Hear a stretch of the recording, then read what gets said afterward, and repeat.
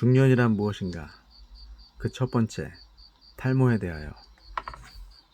며칠 전 어느 주간지에서 나 20대라는 코너에 내 얘기를 싣고 싶으니 20대에 찍은 사진 한 장 빌려달라는 전화가 걸려왔다. 나는 옛날에는 사진 찍기를 그다지 좋아하지 않았기 때문에 지금도 별로 좋아하진 않는다. 20대 시절 사진이 거의 없는데 그래도 어떻게 대여섯 장은 찾아냈다. 그런데 그 10년 남짓 이전의 사진을 보고서 내 머리카락이 20대 때보다 훨씬 풍성해졌다는 것을 발견했다. 처음에는 머리 모양이 달라진 탓이겠지 했는데 몇 번을 다시 보아도 단연 지금의 머리숱이 더 많다. 덥수룩할 정도로 빼곡하게 들어차 있다. 이발소도 옛날보다 더 자주 간다. 참으로 불가사의한 일이다. 나이를 먹으면서 머리숱이 많아진다는 건 흔한 얘기가 아니다.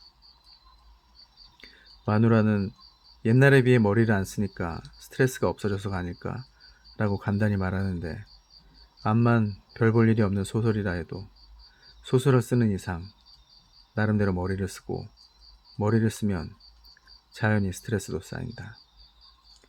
문단이며 출판업계, 세금, 대출금 등 신경 쓸 일도 많고 소설가도 옛날처럼 한가로이 뜰에 앉아 참새떼를 바라보며 벌써 봄이군 하고 주절거릴 수 있는 시대가 아닌 것이다. 머리를 안 쓰니까라는 말로 간단히 치부하지 말았으면 좋겠다. 내게도 여러 가지 힘든 일이 있다. 그런 것들이 바깥으로 드러나지 않을 뿐이다. 그러나 곰곰이 생각해보니 아닌 게 아니라 내 머리숱이 늘어나기 시작한 것은 전업 작가가 된 후부터다. 그렇다면 전업 작가가 된 것이 내 생활에 어떤 변화를 가져왔는지 총괄적으로 살펴볼 필요가 있다. 그러면 내 증모의 현상에 수수께끼도 자연히 풀릴 것이다. 몇몇 변화를 꼽아보니 다음과 같다. 1. 도쿄를 떠나 교회에서 살게 됐다. 2. 사람을 만나는 일이 극단적으로 줄었다. 3. 아침에 일찍 일어나고 밤에도 일찍 자게 되었다. 4. 하루 세 끼를 꼬박 챙겨 먹고 스스로 요리를 하게 되었다.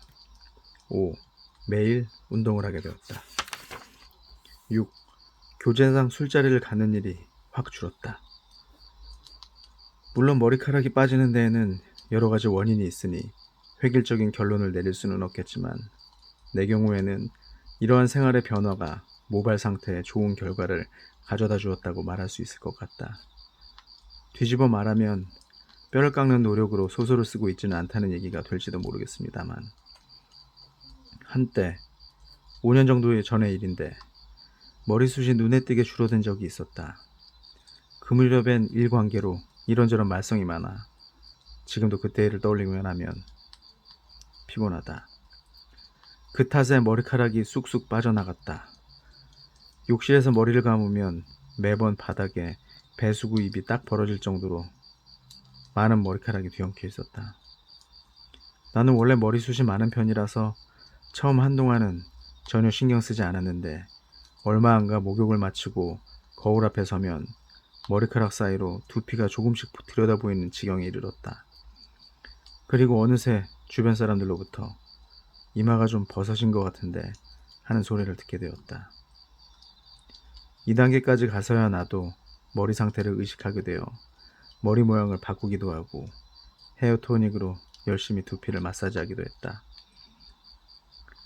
탈모나 발기부전 같은 것은 후자는 아직 관계없지만 비만이나 금연처럼 스스로 노력한다고 어떻게 개선되는 종류의 증상이 아닌 만큼 당사자의 심경이 몹시 암담하다. 그러나 타인이란 참으로 잔혹해서 본인이 그 사실을 염두에 두면 둘수록 까짓것 괜찮아, 요즘에는 진짜 같은 가발도 많으니까 라는 둥, 하루키씨 대머리도 나름 귀여우니까 염려 놓아요 라는 둥 정말 집요하게 나온다.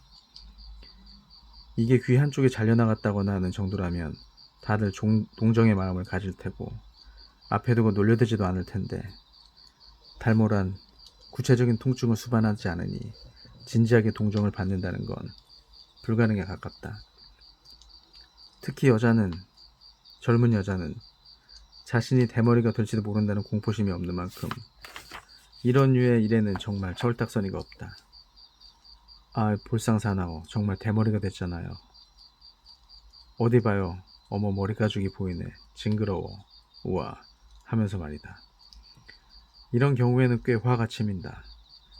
하지만 고맙게도 나를 둘러싸고 있던 성가시고 불쾌한 상황이 개선돼 감에 따라 나의 탈모량도 서서히 줄어들어 두세 달이 지났을 무렵에는 감쪽같이 원래 상태로 회복되었다. 그 후로는 머리카락 때문에 마음을 졸인 적은 한 번도 없었다.